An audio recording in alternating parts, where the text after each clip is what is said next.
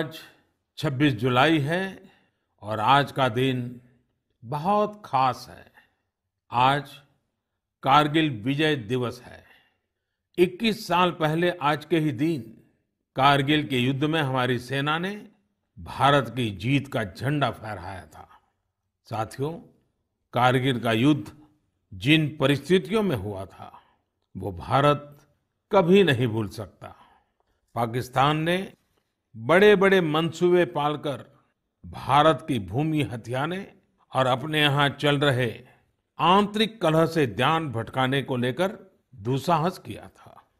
भारत तब पाकिस्तान से अच्छे संबंधों के लिए प्रयासरत था, लेकिन कहा जाता है ना, बैरू अकारन सब काहू सौ, जो कर हित अनहित ताहू सौ। यानी दुष्ट का स्वभाव ही होता है हर किसी से बिना वजह दुश्मनी करना। ऐसे स्वभाव के लोग जो हित करता है उसका भी नुकसान ही सोचते हैं। इसलिए भारत की मित्रता के जवाब में पाकिस्तान द्वारा पीठ में छुरा घोंपने की कोशिश हुई थी, लेकिन उसके बाद भारत की वीर सेना ने जो पराक्रम दिखाया, भारत ने अपनी जो ताकत दिखाई, उसे पूरी दुनिया ने देखा। आप कल्पना कर सकते हैं, ऊंचे पहाड़ों पर बैठा हुआ दुश्मन और नीचे से लड़ रही हमारी सेनाएं, हमारे वीर जवान। लेकिन जीत पहाड़ की ऊंचाई की नहीं, भारत की सेनाओं के ऊंचे हौसले और सच्ची वीरता की हुई। साथियों, उस समय मुझे भी करगिल जाने और हमारे जवानों की वीरता के दर्शन का सौभाग्य मिला। वो दिन मेरे जीवन के सबसे अनमोल क्षणों में से एक है। मैं देख रहा हूं कि आज देश भर में लोग कारगिल विजय को याद कर रहे हैं। सोशल मीडिया पर एक हैशटैग करेज इन करगिल के साथ लोग अपने वीरों को नमन कर रहे हैं। जो शहीद हुए हैं उन्हें श्रद्धांजलि दे रहे हैं। मैं आज सभी देशवासियों की तरफ से हमारे इन वीर जवानों के साथ साथ उन वीर माताओं को भी नमन करता हूं जिन्होंने मां भारती के सच्चे सपूतों को जन्म दिया। मेरा देश के नौजवानों से आग्रह है कि आज दिन भर कारगिल विजय से जुड़े हमारे जाबाजों की कहानियां, वीर माताओं के त्याग के बारे में एक दूसरे को बताएं, शेयर करें। मैं साथियों आपसे एक आग्रह करता हूं। आज एक वेबसाइट है www.gallantryawards.gov.in। आप उसको जरूर विजिट करें। वहां आपको हमारे वीर पराक्रमी योद्धाओं के बारे में, उनके पराक्रम के बारे में बहुत सारी जानकारियां प्राप्त होगी। और वो जानकारियां जब आप अपने साथियों के साथ चर्चा करेंगे, उनके लिए भी प्रेरणा का कारण बनेगी। आप जरूर इस वेबसाइट को विजिट कीजिए और मैं तो कहूँगा बार बार कीजिए।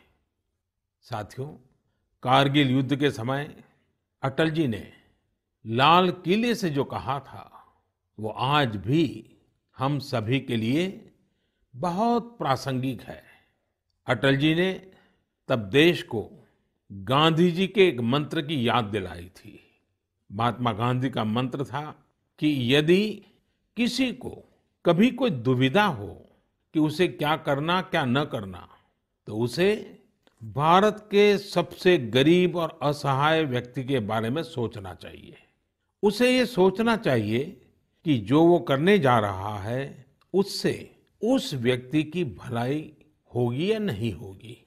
गांधी जी के इस विचार से आगे बढ़कर अटल जी ने कहा था कि करगिल युद्ध ने हमें एक दूसरा मंत्र दिया है। ये मंत्र था, कोई महत्वपूर्ण निर्णय लेने से पहले हम ये सोचें कि क्या हमारा ये कदम उस सैनिक के सम्मान के अनुरूप है जिसने उन दुर्गम पहाड़ियों में अपने प्राणों की आहुति दी थी। आइए अटल जी की आवाज में ही उनकी इस भावना को हम सुने, समझे और समय की मांग है कि उसे स्वीकार करें। हम सभी को याद है कि गांधी जी ने हमें एक मंत्र दिया था उन्होंने कहा था कि यदि कोई दुविधा हो कि तुम्हें क्या करना है तो तुम भारत के उस सबसे असहाय व्यक्ति के बारे में सोचो और स्वयं से पूछो कि क्या तुम जो करने जा रहे हो उससे उस व्यक्ति की भलाई होगी। कारगिल ने हमें दूसरा मंत्र दिया है, कोई महत्वपूर्ण निर्णय लेने से पहले हम ये सोचें कि क्या हमारा ये कदम उस सैनिक के सम्मान के अनुरूप है जिसने उन दुर्गम पहाड़ियों में अपने प्राणों की आहुति दी थी। साथियों, युद्ध की परिस्थिति में हम जो बात कहते हैं, करते हैं, उसका सीमा पर डटे सैनिक के मनोबल पर, उसके परिवार के मनोबल पर बहुत गहरा असर पड़ता है। ये बात हमें कभी भूलनी नहीं चाहिए और इसलिए हमारा आचार, हमारा व्यवहार, हमारी वाणी, हमारे बयान, हमारी मर्यादा, हमारे लक्ष्य, सभी कसौटी में ये जरूर रहना चाहिए कि हम जो कर रहे हैं, कह रहे हैं, उससे सैनिकों का मनोबल बढ़े, उनका सम्मान बढ़े। राष्ट्र सर्वोपरि का मंत्र लिए एकता के सूत्र में बंधे देशवासी हमारे सैनिकों की ताकत को कई हजार गुना बढ़ा देते हैं। हमारे यहाँ तो कहा गया है ना, संगे शक्ति कलौ युगे। कभी कभी हम इस बात को समझे बिना सोशल मीडिया पर ऐसी चीजों को बढ़ावा दे देते हैं जो हमारे देश का बहुत नुकसान करती है। कभी कभी जिज्ञासावत फॉरवर्ड करते रहते हैं, पता है गलत है लेकिन करते रहते हैं। आजकल युद्ध केवल सीमाओं पर ही नहीं लड़े जाते हैं, देश में भी कई मोर्चों पर एक साथ लड़ा जाता है और हर एक देशवासी को उसमें अपनी भूमिका तय करनी होती है। हमें भी अपनी भूमिका देश की सीमा पर दुर्गम परिस्थितियों में लड़ रहे सैनिकों को याद करते हुए तय करनी होगी।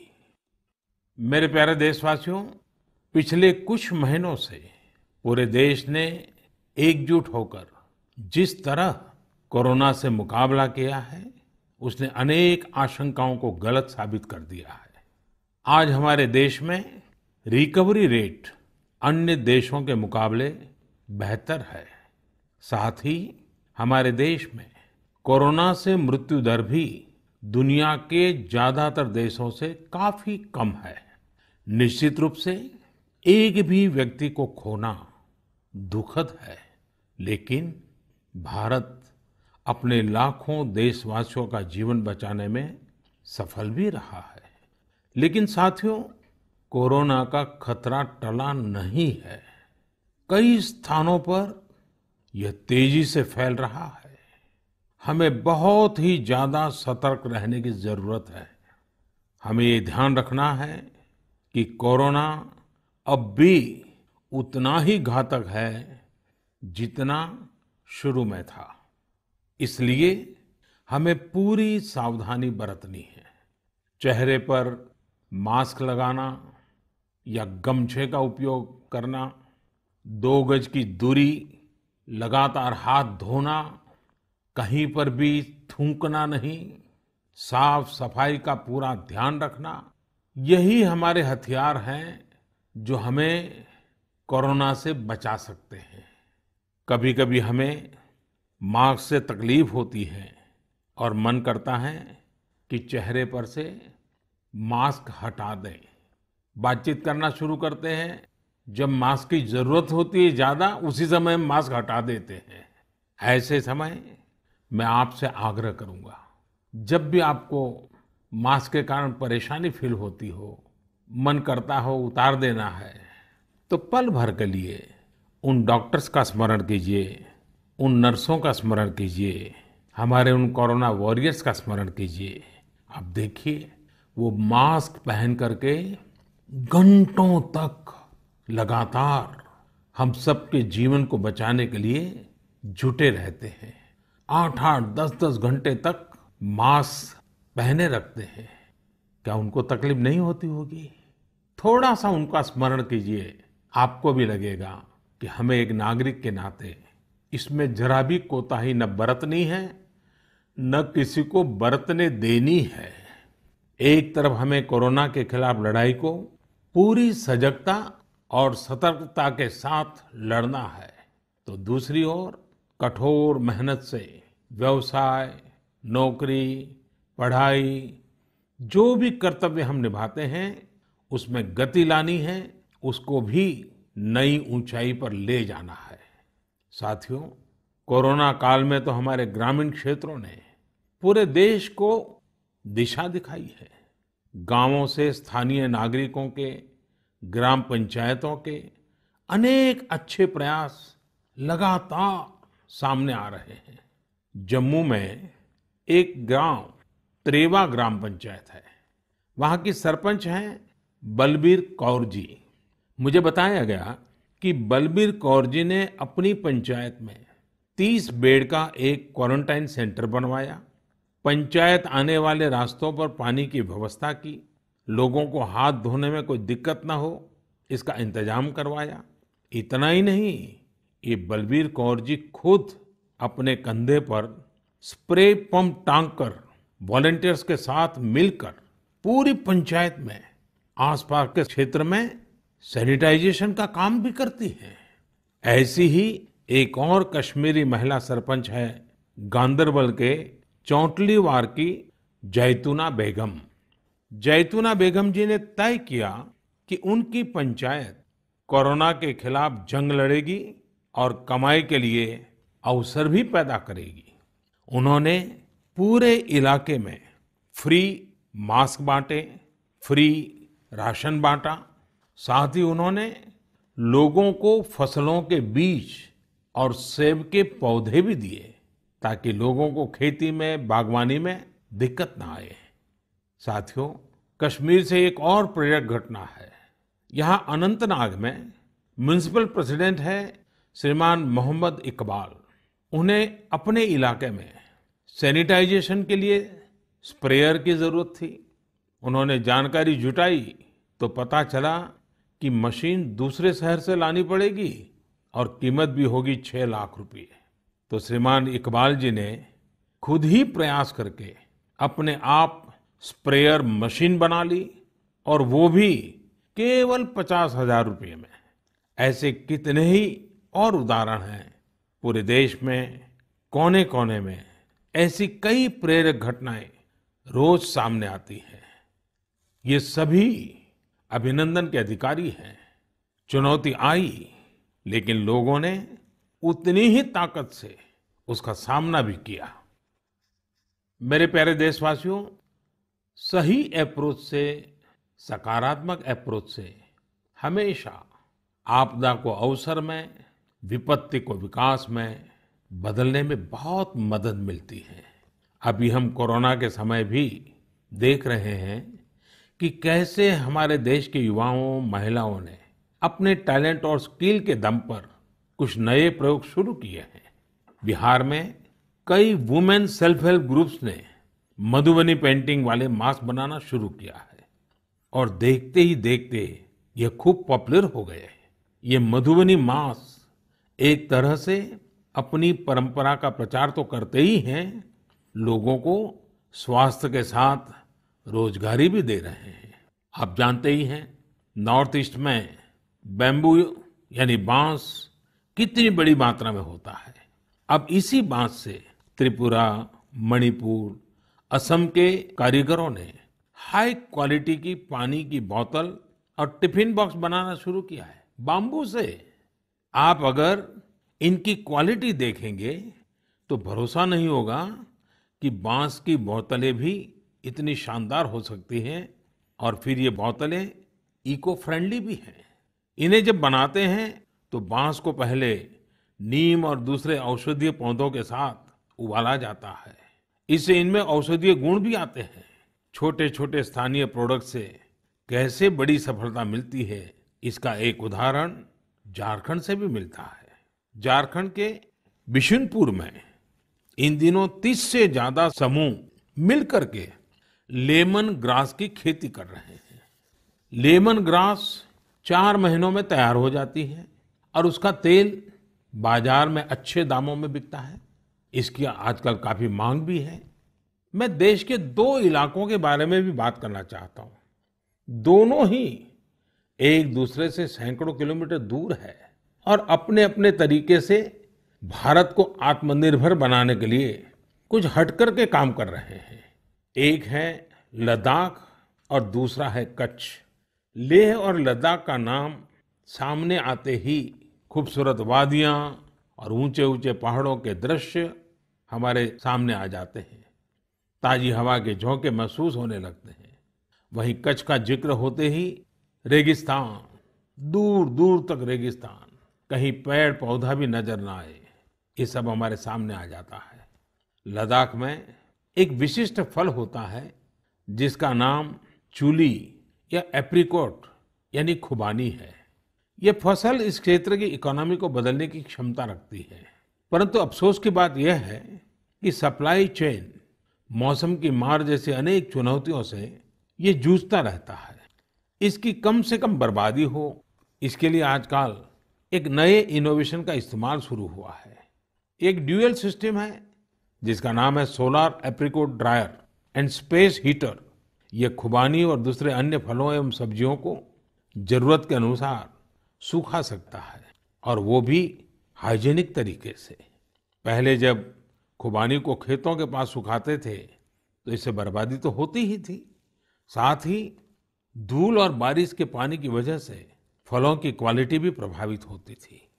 दूसरी ओर आजकल कच्छ में किसान ड्रैगन फ्रूट्स की खेती के लिए सराहनीय प्रयास कर रहे हैं। बहुत से लोग जब सुनते हैं तो उन्हें आश्चर्य होता है, कच्छ और ड्रैगन फ्रूट्स, लेकिन वहां आज कई किसान इस कार्य में जुटे हैं। फल की गुणवत्ता और कम जमीन में ज्यादा उत्पाद को लेकर काफी इनोवेशन किए जा रहे हैं। मुझे बताया गया है कि ड्रैगन फ्रूट्स की लोकप्रियता लगातार बढ़ रही है, विशेषकर नाश्ते में इस्तेमाल काफी बढ़ा है। कच्छ के किसानों का संकल्प है कि देश को ड्रैगन फ्रूट्स का आयात न करना पड़े। यही तो आत्मनिर्भरता की बात है। साथियों, जब हम कुछ नया करने का सोचते हैं, इनोवेटिव सोचते हैं, तो ऐसे काम भी संभव हो जाते हैं जिनकी आम तौर पर कोई कल्पना नहीं करता। जैसे कि बिहार के कुछ युवाओं को ही लीजिए। पहले सामान्य नौकरी करते थे। एक दिन उन्होंने तय किया कि वो मोती यानी पल्स की खेती करेंगे। उनके क्षेत्र में लोगों को इस बारे में बहुत पता नहीं था, लेकिन इन लोगों ने पहले सारी जानकारी जुटाई, जयपुर और भुवनेश्वर जाकर ट्रेनिंग ली और अपने गांव में ही मोती की खेती शुरू कर दी। आज ये स्वयं तो इससे काफी कमाई कर ही रहे हैं। उन्होंने मुजफ्फरपुर, बेगूसराय और पटना में अन्य राज्यों से लौटे प्रवासी मजदूरों को इसकी ट्रेनिंग देनी भी शुरू कर दी है। कितने ही लोगों के लिए इससे आत्मनिर्भरता के रास्ते खुल गए हैं। साथियों, अभी कुछ दिन बाद रक्षाबंधन का पावन पर्व आ रहा है।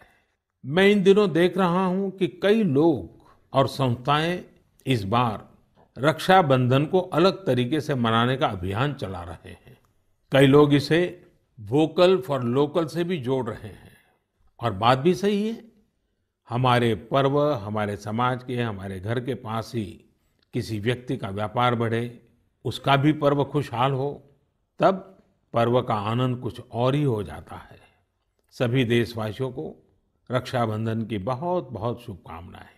साथियों, 7 अगस्त को नेशनल हैंडलूम डे है। भारत का हैंडलूम, हमारा हैंडीक्राफ्ट अपने आप में सैकड़ों वर्षों का गौरवमय इतिहास समेटे हुए है। हम सभी का प्रयास होना चाहिए कि न सिर्फ भारतीय हैंडलूम और हैंडीक्राफ्ट का ज्यादा से ज्यादा उपयोग करें, बल्कि इसके बारे में हमें ज्यादा से ज्यादा लोगों को बताना भी चाहिए। भारत का हैंडलूम और हैंडीक्राफ्ट कितना रिच है, इसमें कितनी विविधता है, ये दुनिया जितना ज्यादा जानेगी उतना ही हमारे लोकल कारीगरों और बुनकरों को लाभ होगा। साथियों, विशेषकर मेरे युवा साथियों, हमारा देश बदल रहा है। कैसे बदल रहा है, कितनी तेजी से बदल रहा है, कैसे कैसे क्षेत्रों में बदल रहा है। एक सकारात्मक सोच के साथ अगर निगाह डालें तो हम खुद अचंभित रह जाएंगे।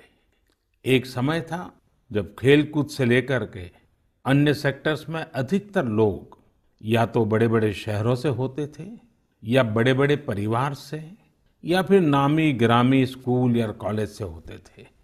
अब देश बदल रहा है। गांवों से, छोटे शहरों से, सामान्य परिवार से हमारे युवा आगे आ रहे हैं, सफलता के नए शिखर चूम रहे हैं। ये लोग संकटों के बीच भी नए-नए सपने संजोते हुए आगे बढ़ रहे हैं। कुछ ऐसा ही हमें अभी हाल ही में जो बोर्ड एग्जाम्स के रिजल्ट आए उसमें भी दिखता है। आज मन की बात में हम कुछ ऐसे ही प्रतिभाशाली बेटे बेटियों से बात करते हैं। ऐसी ही एक प्रतिभाशाली बेटी है कृतिका नांदल। कृतिका जी हरियाणा में पानीपत से हैं। हेलो कृतिका जी, नमस्ते। नमस्ते सर। इतने अच्छे परिणाम के लिए आपको बहुत बहुत बधाई। धन्यवाद सर। और आपको तो इन दिनों टेलीफोन लेते लेते भी आप थक गई होगी, इतने सारे लोगों के फोन आते होंगे। जी सर। और जो लोग बधाई देते हैं वो भी गर्व महसूस करते होंगे कि वो आपको जानते हैं। आपको कैसा लग रहा है? सर बहुत अच्छा लग रहा है। पेरेंट्स को प्राउड फील करा के खुद को भी इतना प्राउड फील हो रहा है। अच्छा, ये बताइए कि आपकी सबसे बड़ी प्रेरणा कौन है? सर मेरी मम्मी है सबसे बड़ी प्रेरणा तो मेरी। वाह। अच्छा, आप मम्मी से क्या सीख रही है? सर उन्होंने अपनी जिंदगी में इतनी मुश्किलें देखी फिर भी वो इतनी बोल्ड और इतनी स्ट्रांग है। सर उन्हें देख देख के इतनी प्रेरणा मिलती है कि मैं भी उन्हीं की तरह बनूं। माँ कितनी पढ़ी लिखी हैं? सर बीए की है उन्होंने। बीए किया हुआ है? जी सर। अच्छा, तो माँ आपको सिखाती भी होगी? जी सर, सिखाती हैं, दुनियादारी के बारे में हर बात बताती है। वह डांटती भी होगी? जी सर, डांटती भी है। अच्छा बेटा, आप आगे क्या करना चाहती हैं? सर हम डॉक्टर बनना चाहते हैं। अरे वाह। MBBS। देखिए, डॉक्टर बनना आसान काम नहीं है। जी सर। डिग्री तो प्राप्त कर लेगी क्योंकि आप बड़ी तेजस्वी हो बेटा, लेकिन डॉक्टर का जीवन जो है वो समाज के लिए बहुत समर्पित होता है। जी सर। उसको कभी रात को चैन से सो भी नहीं सकता है, कभी भी पेशेंट का फोन आ जाता है, अस्पताल से फोन आ जाता है, उसको दौड़ना पड़ता है। एक प्रकार से 24/7 365 डेज डॉक्टर की जिंदगी लोगों की सेवा में लगी रहती है। Yes sir. और खतरा भी रहता है क्योंकि कभी पता नहीं आजकल के जिस प्रकार की बीमारियां हैं, तो डॉक्टर के सामने भी बहुत बड़ा संकट रहता है। जी सर। अच्छा कृतिका, हरियाणा तो खेलकूद में पूरे हिंदुस्तान के लिए हमेशा ही प्रेरणा देने वाला, प्रोत्साहन देने वाला राज्य रहा है। हाँ जी सर। तो आप भी तो कुछ खेलकूद में भाग लेती हैं क्या? कुछ खेलकूद पसंद है क्या आपको? सर बास्केटबॉल खेलते थे स्कूल में थे जब। अच्छा, आपकी ऊंचाई कितनी है? ज्यादा है ऊंचाई? नहीं सर, 5'2" की है। अच्छा, तो फिर तुम्हारे खेल में पसंद करते हैं? सर वो तो बस पैशन है, खेल लेते हैं। अच्छा अच्छा।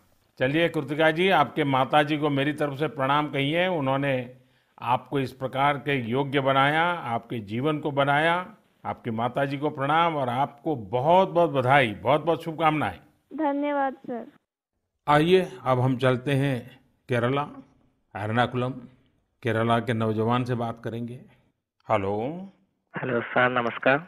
सो Vinayak, congratulations. Thank you sir. शाबाश विनायक, शाबाश। Thank So you how sir. is the Josh? Hi sir. Do you play any sport? Badminton. Badminton? Yes. In a school or you had any chance to take a training? No, in school we have already get some training Mm-hmm. From our teachers, so thus and we get opportunity to participate outside Wow. from the school itself. How many states you have visited? I have visited only Kerala and Tamil Nadu. Only Kerala and Tamil Nadu. Yes. So would you like to visit Delhi? Yes sir, now I am applying Delhi University for my higher studies. Wow. So you are coming to Delhi. Yes sir. Hmm. Tell me, do you have any message for fellow students who will give board exams in future? Hard work and proper time utilization. Such a perfect time management. Yes sir. So Vinayak, I would like to know your hobbies. First of all, badminton, Mm-hmm. and then reading. Mm-hmm. So are you active on social media? No, we are not allowed to use any electronic items or gadgets in the school. So you are lucky. Yes, sir. Well, Vinayak, congratulations again and wish you all the best. Thank you, sir. आइए हम उत्तर प्रदेश चलते हैं। उत्तर प्रदेश में अमरोहा के श्रीमान उस्मान सैफी से बात करेंगे। हेलो उस्मान, बहुत बहुत बधाई, आपको ढेरों ढेरों बधाई। Thank you sir. अच्छा, अब उस्मान बताइए कि आपने जो चाहा था वही रिजल्ट मिला कि कुछ कम आया? नहीं, जो चाहा था वही मिला है। मेरे पेरेंट्स भी बहुत खुश हैं। वाह। अच्छा, परिवार में और भाई भी बहुत इतने ही तेजस्वी हैं कि घर में आप ही हैं जो इतने तेजस्वी हैं? सिर्फ मैं ही हूँ। मेरा भाई वो थोड़ा सा शरारती है। बाकी मुझे लेकर बहुत खुश रहता है। अच्छा अच्छा। अच्छा, आप जब पढ़ रहे थे तो उस्मान आपका पसंदीदा विषय क्या था? मैथमेटिक्स। अरे वाह। तो मैथमेटिक्स में क्या रुचि रहती थी, कैसे हुआ, किस टीचर ने आपको प्रेरित किया? जी, हमारे एक सब्जेक्ट टीचर रजत सर, उन्होंने मुझे प्रेरणा दी और वो बहुत अच्छा पढ़ाते हैं और मैथमेटिक्स शुरू से ही मेरा अच्छा रहा है और वो काफी इंटरेस्टिंग सब्जेक्ट भी है। तो जितना ज्यादा करते हैं उतना ज्यादा इंटरेस्ट आता है, तो इसलिए मेरा फेवरेट सब्जेक्ट। आपको मालूम है एक ऑनलाइन वैदिक मैथमेटिक्स के क्लासेस चलते हैं? Yes sir. हाँ, कभी ट्राई किया है इसका? नहीं सर, अभी नहीं किया। आप देखिए, बहुत सारे आपके दोस्तों को लगेगा जैसे आप जादूगर है, क्योंकि कंप्यूटर की स्पीड से आप गिनती कर सकते हैं। वैदिक मैथमेटिक्स की बहुत सरल टेक्निक्स हैं और आजकल वो ऑनलाइन पर भी अवेलेबल होते हैं। जी सर। क्योंकि आपकी मैथमेटिक्स में इंटरेस्ट है तो बहुत सी नई नई चीजें भी आप दे सकते हैं। जी सर। अच्छा उस्मान, आप खाली समय में क्या करते हैं? खाली समय में सर कुछ ना कुछ लिखता रहता हूँ मैं। मुझे लिखने में बहुत इंटरेस्ट आता है। अरे वाह, मतलब आप मैथमेटिक्स में रुचि लेते हैं, लिटरेचर में भी रुचि लेते हैं? Yes sir. क्या लिखते हैं? कविताएं लिखते हैं, शायरियां लिखते हैं? कुछ भी करंट अफेयर से रिलेटेड कोई भी टॉपिक हो उस पर लिखता रहता हूँ। नई नई जानकारियाँ मिलती रहती हैं, जैसे जीएसटी चला था और हमारा नोटबंदी, सब चीज। अरे वाह। कॉलेज की पढ़ाई करने के लिए आगे का क्या प्लान बना रहे हैं? सर, मेरा जी मेंस का फर्स्ट अटेम्प्ट क्लियर हो चुका है और अब मैं सितंबर के लिए सेकंड अटेम्प्ट में अब बैठूंगा। मेरा मेन एम है कि मैं पहले आईआईटी से बैचलर डिग्री लूं और उसके बाद सिविल सर्विसेज में जाऊं और एक आईएएस बनूं। अरे वाह। अच्छा, आप टेक्नोलॉजी में भी रुचि लेते हैं? यस सर, इसलिए मैंने आईटी ऑप्ट किया है। फर्स्ट टाइम बैच था आईटी का। अच्छा, चलिए उस्मान, मेरी तरफ से बहुत शुभकामनाएं हैं। और आपका भाई शरारती है तो आपका समय भी अच्छा जाता होगा। और आपके माताजी पिताजी को भी मेरी तरफ से प्रणाम कहिए। उन्होंने आपको इस प्रकार से अवसर दिया, आपका हौसला बुलंद किया। और ये मुझे अच्छा लगा कि आप पढ़ाई के साथ साथ करंट इश्यूज पर अध्ययन भी करते हैं और लिखते भी हैं। देखिए, लिखने का फायदा ये होता है कि आपके विचार में शार्पनेस आती है। बहुत बहुत अच्छा फायदा होता है लिखने से। तो बहुत बहुत बधाई मेरी तरफ से। Thank you sir. आइए चलिए फिर एकदम से नीचे साउथ में चले जाते हैं। तमिलनाडु नामक्कल से बेटी कनिका से बात करेंगे। और कनिका की बात तो बहुत ही इंस्पिरेशनल है। कनिका जी, वणक्कम। वणक्कम sir. How are you? Fine sir. First of all, I would like to congratulate you for your great success. Thank you sir. When I hear of Namakkal, I think of the Anjaneya temple. Yes sir. Now I will also remember my interaction with you. Yes sir. So congratulations again. Thank you sir. You would have worked very hard for exams. How was your experience while preparing? I was working hard from the start, so I didn't expect this result, but I have written well, so I will get a good result. What were your expectation? 485 or 486, like that I thought, sir. And now? 490. So what is the reaction of your family members and your teachers? They were so happy and they were so proud, sir. Which was your favorite subject? Mathematics. Oh, and what are your future plans? I am going to become a doctor, if possible, in AFMC, sir. And your family members are also in a medical profession or somewhere else? Oh, sir, my father is a driver, but my sister is studying MBBS, sir. Arre wow. So first of all, I will do the pranam to your father, who is taking lot of care of your sister and yourself. It's a great service he is doing. Yes, sir. And it's an inspiration for all. Yes, sir. So my congratulations to you, your sister and your father and your family. Thank you, sir. साथियों, ऐसे और भी कितने युवा दोस्त हैं, कठिन परिस्थितियों में भी जिनके हौसले की, जिनकी सफलता की कहानियां हमें प्रेरित करती हैं। मेरा मन था कि ज्यादा से ज्यादा युवा साथियों से बात करने का मौका मिले, लेकिन समय की भी कुछ मर्यादाएं रहती हैं। मैं सभी युवा साथियों को यह आग्रह करूंगा कि वो अपनी कहानी, अपनी जुबानी जो देश को प्रेरित कर सके, वो हम सबके साथ जरूर साझा करें। मेरे प्यारे देशवासियों, 7 समंदर पार भारत से हजारों मील दूर एक छोटा सा देश है जिसका नाम है सूरीनाम। भारत के सूरीनाम के साथ बहुत ही करीबी संबंध है। 100 साल से भी ज्यादा समय पहले भारत से लोग वहां गए और उसे ही अपना घर बना लिया। आज चौथी, 5वीं पीढ़ी वहां पर है। आज सूरीनाम में 1/4 से अधिक लोग भारतीय मूल के हैं। क्या आप जानते हैं, वहां की आम भाषाओं में से एक सरनामी भी भोजपुरी की ही एक बोली है। इन सांस्कृतिक संबंधों को लेकर हम भारतीय काफी गर्व महसूस करते हैं। हाल ही में श्री चंद्रिका प्रसाद संतोखी सूरीनाम के नए राष्ट्रपति बने हैं। वे भारत के मित्र हैं और उन्होंने साल 2018 में आयोजित person of Indian origin PIO parliamentary conference में भी हिस्सा लिया था। श्री चंद्रिका प्रसाद संतोखी जी ने शपथ की शुरुआत वेद मंत्रों के साथ की। वे संस्कृत में बोले, उन्होंने वेदों का उल्लेख किया और ओम शांति शांति शांति के साथ अपनी शपथ पूर्ण करी।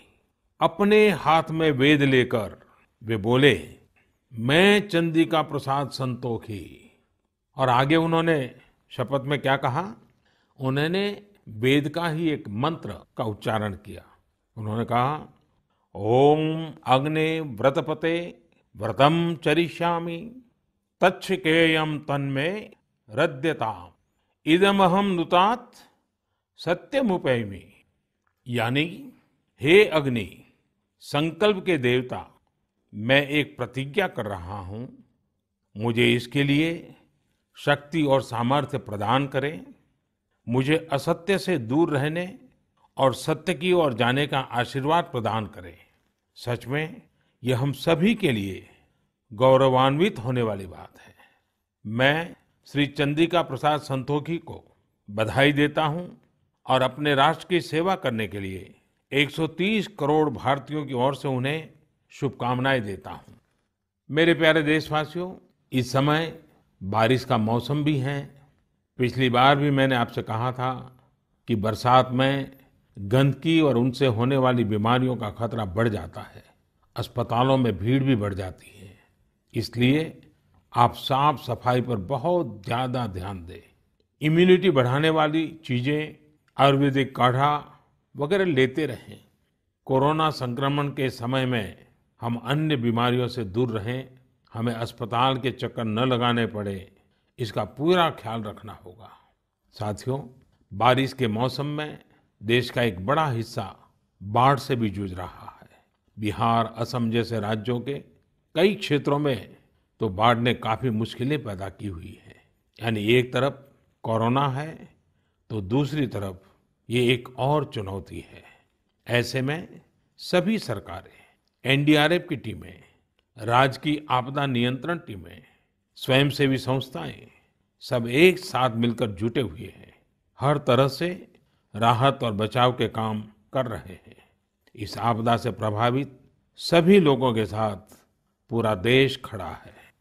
साथियों, अगली बार जब हम मन की बात में मिलेंगे, उसके पहले ही 15 अगस्त भी आने वाला है। इस बार 15 अगस्त भी अलग परिस्थितियों में होगा। कोरोना महामारी की इस आपदा के बीच होगा। मेरा अपने युवाओं से, सभी देशवासियों से अनुरोध है कि हम स्वतंत्रता दिवस पर महामारी से आजादी का संकल्प लें, आत्मनिर्भर भारत का संकल्प लें, कुछ नया सीखने और सिखाने का संकल्प लें, अपने कर्तव्यों के पालन का संकल्प लें। हमारा देश आज जिस ऊंचाई पर है वो कई ऐसी महान विभूतियों की तपस्या की वजह से हैं जिन्होंने राष्ट्र निर्माण के लिए अपना जीवन समर्पित कर दिया। उन्हीं महान विभूतियों में से एक है लोकमान्य तिलक। 1 अगस्त 2020 को लोकमान्य तिलक जी की 100वीं पुण्यतिथि है। लोकमान्य तिलक जी का जीवन हम सभी के लिए बहुत बड़ी प्रेरणा है, हम सभी को बहुत कुछ सिखाता है।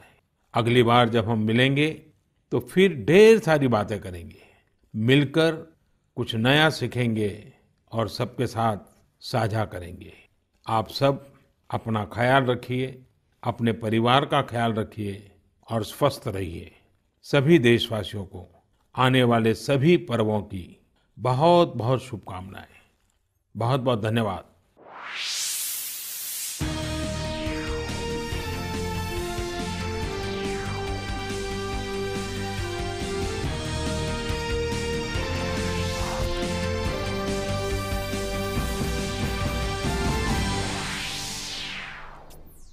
Prime Minister Narendra Modi addressing the nation through Mann Ki Baat, his monthly radio program Mann Ki Baat. This was the 67th edition of Mann Ki Baat. This program is telecast on the last Sunday of every month.